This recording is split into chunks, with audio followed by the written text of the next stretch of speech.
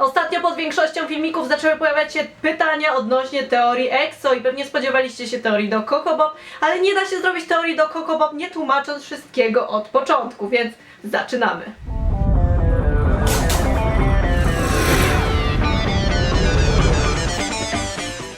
Jak się okazuje, EXO od czasu debiutu, a nawet od czasu predebiutu trzyma się tylko i wyłącznie jednego konceptu i jest to koncept nadprzyrodzonych mocy, dlatego trzeba wyjaśnić wszystko od samego początku. Sama nazwa EXO pochodzi od egzoplanety, czyli planety znajdującej się w pozasłonecznym układzie planetarnym, która krąży wokół gwiazdy innej niż Słońce. 12 istot z innej planety przybyło na Ziemię, a każda z tych istot ma przypisaną nadprzyrodzoną moc lub żywioł i do tego jeszcze symbol. Zgodnie z podziałem na EXO-K i EXO-M, EXO-K ma następujące moce. Kai – teleportacja, Chanyeol – ogień, Suho – woda, Baekhyun – światło, Sehun – wiatr i Dio – ziemia, ostatnio nazywana także siłą. A w EXO-M wygląda to następująco. Chen – pioruny, Lei – uzdrawianie, Xiumin – mróz bądź zamrażanie, Chris – latanie, Tao – kontrolowanie czasu i Luhan – telekineza. Wiadomo jest, że EXO straciło pamięć po przybyciu na Ziemię i żyją w przeświadczeniu, że są normalnymi ludźmi, co oznacza, że także nie pamiętają o swoich mocach. Jeszcze przed debiutem EXO dało się zauważyć, że najczęściej pojawiającym się członkiem w teaserach był Kai, a jeżeli się w to zagłębimy, to zrozumiemy dlaczego. Kai oznacza po chińsku otwarty, co oczywiście będzie nawiązywać do klucza w teledysku do What is Love, ale jeżeli chodzi o EXO, to będzie miało to też znaczenie jako przebudzenie z dwóch względów. Po pierwsze, członkowie EXO, mimo że żyją na jednej planecie, to nie są świadomi swojej koegzystencji i dlatego Kai jest takim członkiem, który jakby budzi ich i budzi ich świadomość o całej reszcie. Po drugie, po przybyciu na Ziemię EXO także nie pamięta kim jest i nie pamięta o swoich mocach i ostatnio EXO zdradziło, że Coco Bob na przykład jest teledyskiem, który obrazuje przybycie EXO na Ziemię i to, co się dzieje później, a jak dobrze wiemy, Kai też miał tam znaczącą rolę, ale o tym opowiem w innym filmiku. Potwierdzenie na to możemy także znaleźć w teaserach do EXO, a było ich aż 23 i oczywiście niektóre z nich są stricte taneczne i pokazujące talent EXO, ale niektóre łączą się bezpośrednio z tą historią i tym konceptem mocy i egzoplanety. 8. teaser, czyli Black Pearl, był pierwszym, który był połączony z tą całą nadprzyrodzoną otoczką i już sam tytuł daje nam dużo wskazówek. Czarne perły to kamienie bardzo rzadkie i egzotyczne w przeszłości noszone przez monarchię elity, co sprawiło, że teraz kamień ten nazywany jest perłą królowej. Żeby zrozumieć, co to ma wspólnego z teaserami EXO, muszę od razu nawiązać do bardzo popularnego motywu, który pojawił się wcześniej i pojawia się obecnie, czyli zaćmienie i jakie jest jego znaczenie. Zaćmienie ma miejsce w momencie, kiedy w jednej linii ustawią się dwa ciała niebieskie, które mają źródło światła, zazwyczaj gwiazdę, lub inny obiekt odbijający światło i dla nas najczęstszym takim zjawiskiem jest zaćmienie Słońca lub zaćmienie Księżyca. W przeszłości w Korei istniało wierzenie, że król jest Słońcem, a królowa Księżycem i to wierzenie powstało od Ilworobongno, który jest obrazem przedstawiającym Słońce, Księżyc i 5 gór i właśnie ten Słońce i Księżyc oznaczają króla i królową, a 5 gór symbolizuje miejsce mityczne. Jest to także odniesienie do Yin-Yang, które w symbolice także odnosi się do Słońca, czyli Yin, i do Księżyca, czyli Yang. Ale wracając jeszcze na moment do historii, Słońce i Księżyc nigdy nie powinny znajdować się obok siebie, dlatego też król i królowa mieli osobne komnaty, a zaćmienie było momentem, kiedy król i królowa mogli być w końcu razem. Ale co to ma wspólnego z EXO? Otóż w teledysku to mamy, pojawia się Feniks, pojawia się smok i każdy z tych symboli jest przypisany do konkretnej części grupy. Symbolem Chrisa jest smok, dlatego jest on przypisany także do EXO-M. W przeszłości w Chinach ludzie przypisywali królowi symbol smoka i wierzyli, że jest on istotą świętą, dlatego EXO-M w tym wypadku jest królem. Feniks jest symbolem królowej, a koreańskie hanboki często zawierają właśnie motyw Feniksa. Feniks potrafi zamienić się w człowieka i także ma moc uzdrawiania i jako, że symbolem EXO-K jest Feniks, to EXO-K w tym wypadku będzie królową. Tak jak już wspominałam, zaćmienie pojawiało się często w teaserach, na przykład w 8. Black Pearl, w 9. Into Your World, w 11. Let Out the Beast, w 15. Metal, w 16. Reflection, 17. Into Your World, 19. Beautiful oraz 20. Eldorado. Podsumowując, zaćmienie oznacza jedność Słońca i Księżyca, a także moment, w którym król i królowa, w tym wypadku EXO-M i EXO-K, staną się jednością, a to z kolei sprowadza się do dobrze znanego nam motto EXO. 하나 둘 셋 야!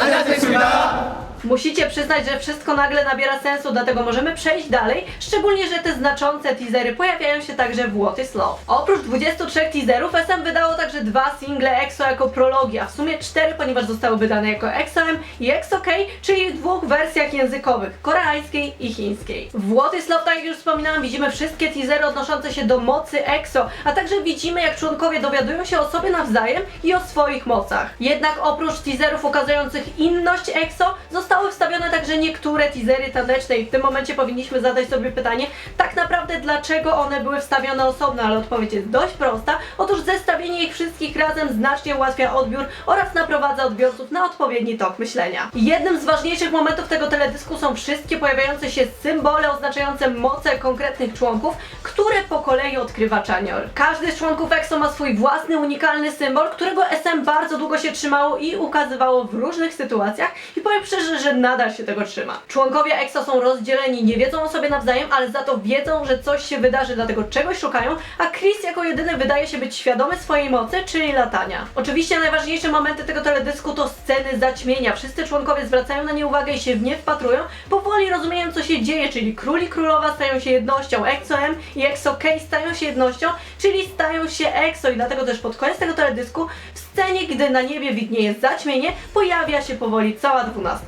Teledysk do drugiego prologu, czyli History, wydaje się mniej bogaty w symbole, ale równie ważny, bo już na samym początku widzimy latające w przestrzeni ciało niebieskie, które w następnej scenie okazuje się właśnie egzoplanetą, z której pochodzi EXO i cały plot tego teledysku dzieje się właśnie na tej planecie. I tak jak pierwsza część prologu była głównie zapowiedzią konceptu z ich nadprzyrodzonymi mocami, tak ta druga głównie okazuje ich umiejętności taneczne, bo cały ten teledysk to tak naprawdę choreografia na egzoplanecie. A skoro znamy już podstawy, to możemy w końcu przejść do debiutu EXO, czyli Mama. Mama po koreańsku oznacza Wasza Wysokość i jest to sposób, w jaki zwracano się w Korei do królowej. I skoro znamy już znaczenie tytułu, to po raz kolejny możemy to odnieść do monarchii i do znaczenia Słońca i Księżyca. Teledysk rozpoczyna narracja po angielsku opowiadająca historię dwóch światów i tego, jak powstało EXO.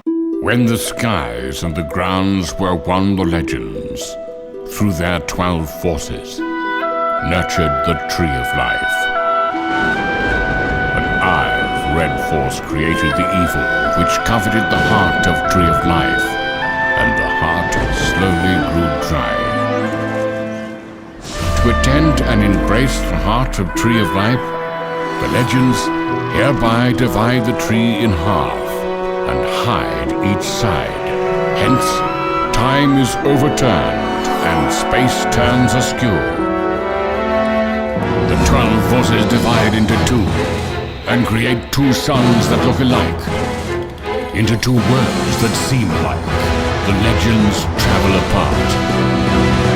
The legends shall now see the same sky but shall stand on different grounds. Shall stand on the same ground but shall see different skies.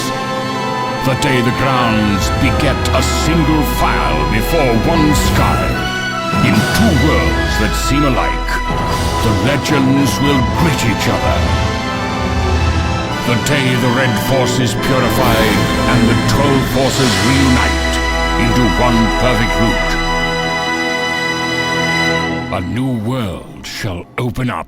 Najważniejszym momentem tej historii jest fragment, w którym jest mowa o dwóch ziemiach rodzących wspólny płomień pod jednym nieboskłonem, a wtedy moce podzielone obecnie na dwa światy powitają się wzajemnie. 12 sił stworzy od nowa drzewo życia, które notabene symbolicznie możemy zobaczyć w teledysku do Wolfa. Mama obraca się głównie wokół mocy, a Kai po raz kolejny jest najważniejszą postacią, która tak naprawdę jest kluczem do uwolnienia pozostałych członków. Już od samego początku Kai, używając swojej mocy, czyli teleportacji, pojawia się przy kolejnych członkach i ich budzi, na co potwierdza mamy w kolejnych scenach, widząc jak te moce powoli zaczynają działać. Oczywiście sceny związane z mocami przeplecione są scenami z choreografią, która ponownie ukazana jest na egzoplanecie. Po tym jak już Kai przebudził wszystkich członków, możemy zauważyć, że EXO zostało podzielone na pary. Po tym jak Dio uderza w ziemię, na niebie pojawia się błyskawica, czyli moc Chena, który wytworzył ją dotykając ziemi, a pod sam koniec widzimy tę dwójkę ukazaną jako dwa równoległe światy. Podobnie przedstawiona jest para Chaniol-Chris. Chaniol tworzy ogień, który następnie łapie Chris, a pod sam koniec widzimy jak ich dwa światy łączy ogień i ognisty smok. Sehun wypuszcza z podmuchem wiatru motyla, którego następnie łapie Tao, za to sucho wytwarza wodę, którą następnie strzela w lustro, a jego odbicie zamienia się w Xiumina. W podobny sposób jest także ukazana para Baekhyun-Lei. Baek